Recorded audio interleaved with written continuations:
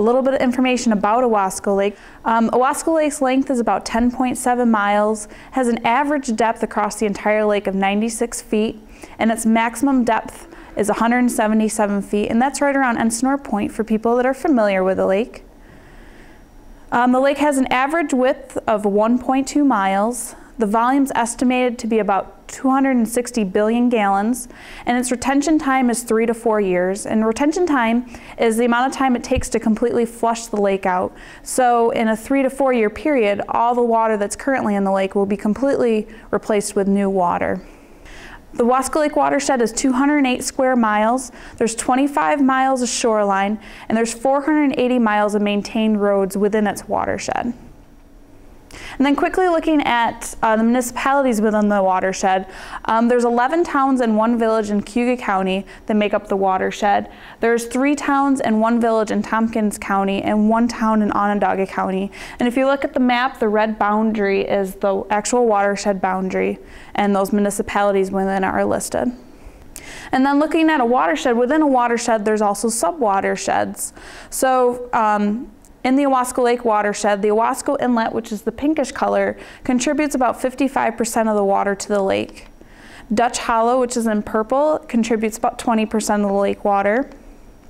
Vaness Brook in the blue and Sucker Brook in the yellow combine for 15% of the lake water. And the rest of the white areas are 50 small and intermittent streams, and they contribute about 10% of the lake water. And then looking at land use is really important in watershed management because it shows us what is being done in the watershed and how those activities might affect it. If you see the lighter green areas, those are agricultural lands, and they're about 55 to 56% of the watershed. The darker green areas are forested, and they are about 40% of the watershed. And any of the orange, reds, and yellows are high concentration residential areas. So you can see that there's the hamlet of Owasco, the village of Moravia, the village of Groton, and then sporadic other development along the lake shore. This chart is taken from a piece by John Halfman through the Finger Lakes Institute, and it's just quickly comparing water quality of other Finger Lakes between the years of 2005 and 2008. And if you quickly look, Owasco Lake has worse water quality in comparison to these other lakes, such as Canandaigua Lake, Keuka Lake, and Skinny Atlas Lake. And these 3 lakes are really important for the watershed inspection program to measure against, because these 3 lakes have very strict and intense inspection programs that have been long withstanding, and they have seen results, as you can also see in these graphics. This is another graph taken from Halfman as well as Bruce Natalie's work.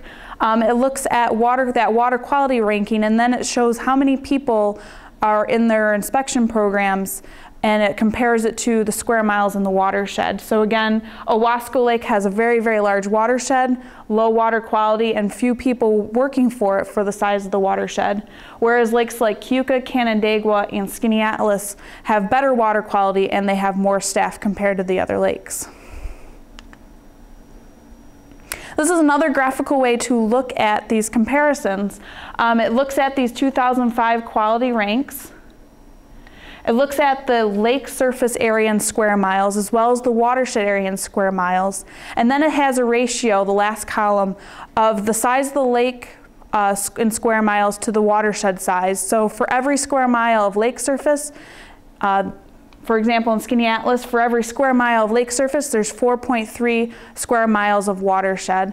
And if you get down to Owasco Lake with the 10.3 square mile lake surface, 205 square mile watershed, roughly works out to about 20 square miles of land for every square mile of lake surface, which is really important because as a watershed inspector and inspection program, there's a lot of land area that could affect the water surface and the water quality within the lake.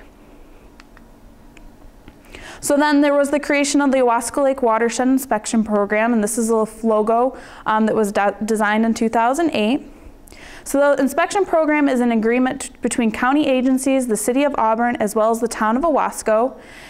Under the program, there's the Owasco Lake Watershed Rules and Regs, which are actually part of New York State's public health law, and they give authority to the watershed inspector within the watershed to regulate specific activities. So some of the activities covered by the rules and regs, as well as other activities the inspection program works on, include agriculture, erosion and sediment control at construction sites, stream bank erosion, septic systems, responding to emergency situations such as oil spills, working with municipalities, as well as outreach and education to teach people how to change what they're doing within the watershed to protect the lake.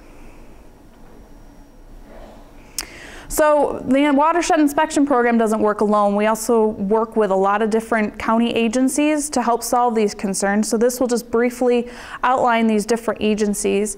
SWCD, or the Soil and Water Conservation District, helps me with the bulk of the activities within the watershed, such as agriculture, stormwater, stream bank stabilization, hydro seeding for road bank ditches, aquatic vegetation through their harvesting program, as well as invasive species control. I also work heavily with the health departments. They have the septic systems, as well as they're the enforcing body for the watershed rules and regs. The Water Quality Management Agency offers technical support and reviews the progress of the program. And Cooperative Extension provides outreach and educational materials as I need them. So it's really important to also understand the funding mechanisms for the program, because there's a lot of different players involved.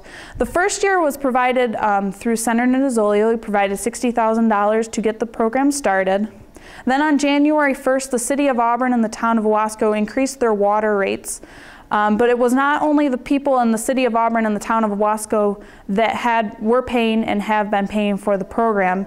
It's also the people that they provide water to. So Auburn sells their water to the towns of Aurelia, Stennis, and Troop, who then sell it to the Water and Sewer Authority, the Springport and Fleming, to Weedsport, Port Byron, Montezuma, as well as Brutus. And then Owasco sells some water to portions of Fleming as well. So all of those municipalities are paying for the inspection program to date.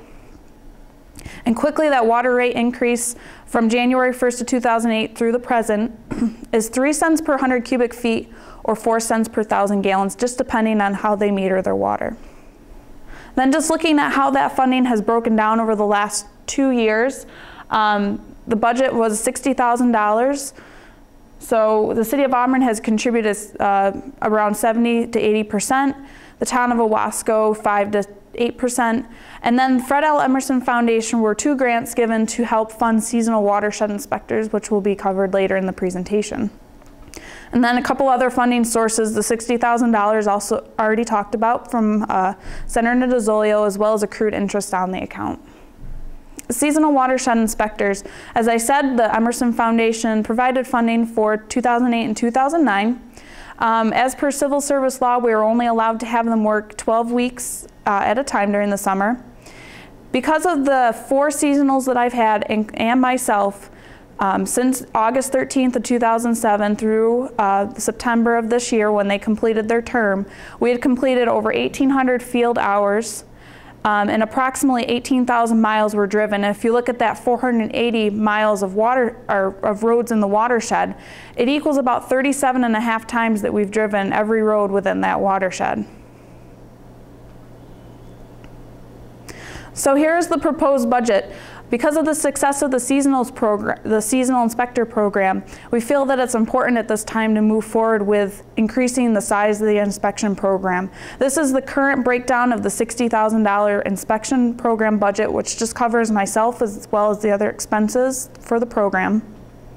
And the proposed addition to the budget would be to increase the water rates by ½ cent per 100 cubic feet or 2 cents per 1,000 gallons, depending on the metering.